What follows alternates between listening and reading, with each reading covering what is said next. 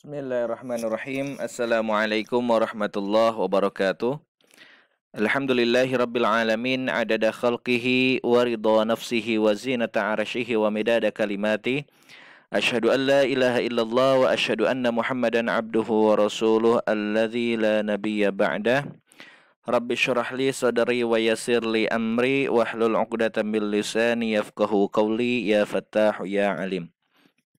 Pertama-tama, marilah kita panjatkan puji syukur kepada Allah Subhanahu wa taala yang mana pada hari ini kita masih diberi kesehatan dan bisa bertemu kembali pada pertemuan kali ini di mata kuliah Ulumul Hadis. Salawat serta salam semoga tetap tercurahkan kepada Nabi kita Muhammad sallallahu alaihi wasallam, kepada keluarganya, para sahabatnya, para tabi'in dan kepada kita selaku umatnya yang mudah-mudahan mendapatkan syafaat di yaumil akhir. Amin ya rabbal alamin. Baik rekan-rekan mahasiswa, pada pertemuan kali ini kita akan membahas tentang hadis riwayah dan hadis dirayah.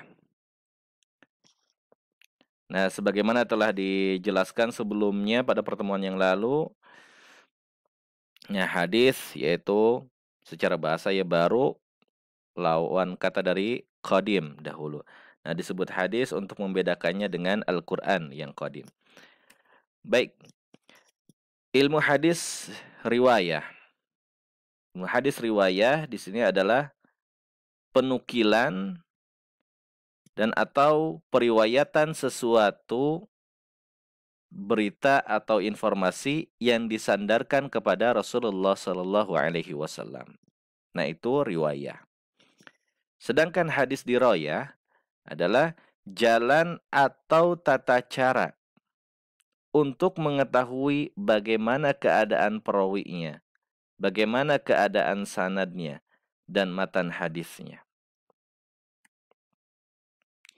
Nah, di sini ilmu hadis riwayah adalah ilmu yang mencakup penukilan dan periwayatan sesuatu yang disandarkan kepada Rasulullah Sallallahu Alaihi Wasallam, baik berupa perkataan, perbuatan, maupun takrir, persetujuan dari Nabi Muhammad.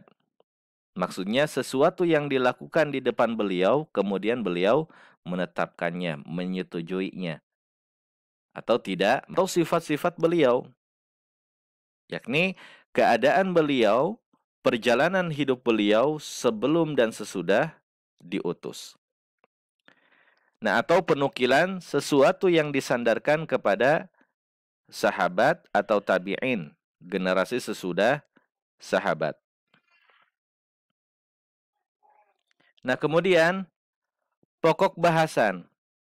Pokok bahasan di sini dalam ilmu hadis riwayah daripada diri Rasulullah Sallallahu Alaihi Wasallam, dari sisi perkataan, perbuatan, dan penetapan beliau atau persetujuan beliau. Dan faidah ilmu hadis riwayah ini yaitu bersungguh-sungguh dalam menjaga sunnah nabawiyah, mengetahuinya, kemudian menyebarkannya di antara umat Islam. Dengan begitu, sunnah nabawiyah tetap terjaga dan tidak sirna, tidak hilang. Nah, itu faidahnya. Nah, kemudian tokoh pelopor ilmu hadis riwayah. Siapa sih pelopornya? Pelopornya yaitu Muhammad bin Muslim bin Ubaidillah bin Abdullah bin Syihab Az-Zuhri, yang lahir pada tahun 51 Hijriah dan wafat 125 Hijriah.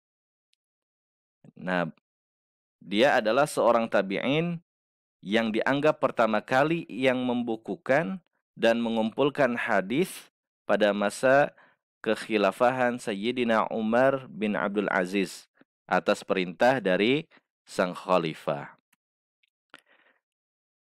Nah, di sini Umar bin Abdul Aziz, fa innahu kataba ila ahli al-afaq.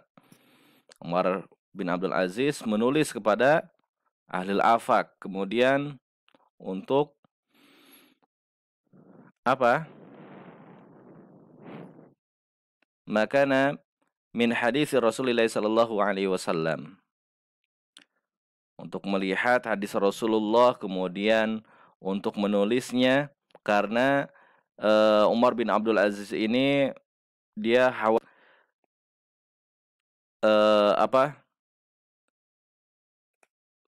pelajaran-pelajaran ilmu ini ke depannya.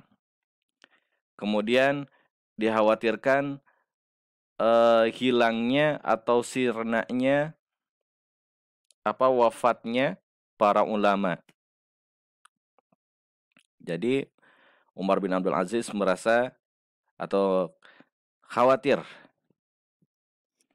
takutnya akan hilangnya ilmu dan wafatnya ulama. Sedangkan ilmu hadis dirayah disebut juga ilmu mustalahul hadis.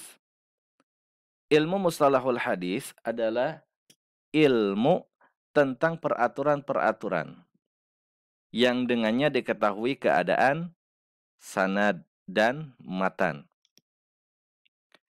Jadi sanadnya apakah sambung atau putus, rijalnya adil atau tidak, dobit atau tidak. Nah, kemudian matanya apakah bebas dari saz atau tidak, bebas dari illat atau tidak. Nah, itu. Jadi ilmu tentang peraturan-peraturan yang dengannya diketahui keadaan sanad dan matannya. Nah, al-qanun di sini adalah sesuatu yang mengikat masalah-masalah kecil, baik berupa definisi maupun kaidah-kaidahnya.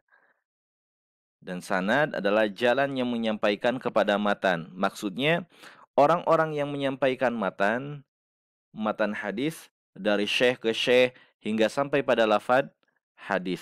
Itu sanad.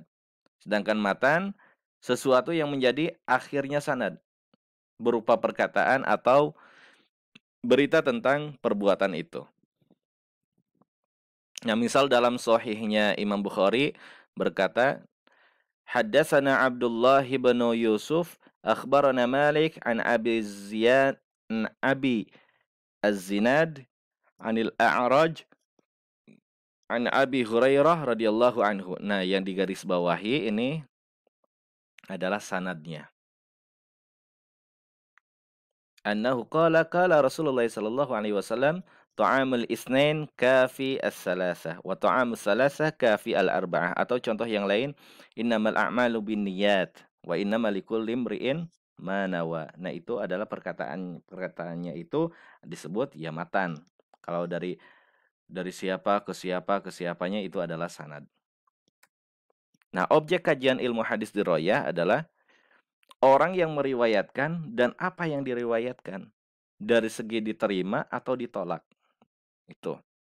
Kemudian faidahnya ilmu hadis dirayah ini adalah mengetahui Kemudian pelopor ilmu hadis dirayah itu siapa?